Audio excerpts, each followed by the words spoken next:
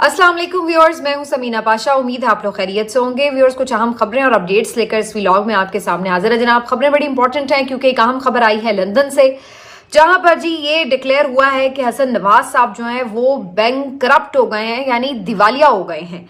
तो ये आखिर नौबत क्यों कर पेश आई? क्या शरीफ खानदान वाकई इतना गरीब हो चुका है कि उन्हें दिवालिया डिक्लेयर कर दिया गया है? तो इसके ऊपर ज़रा तफसीलात आपको बताते हैं। इसके साथ साथ जी एक और अहम खबर आज आपको देंगे, जो पीटीआई का एहतजाज है उसके हवाले से।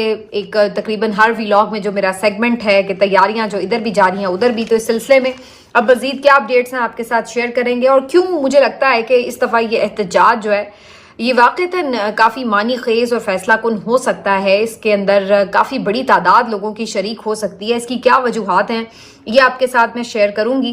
फिर एक वाक़या पेश आया है चीफ इलेक्शन कमीशन के साथ, यानी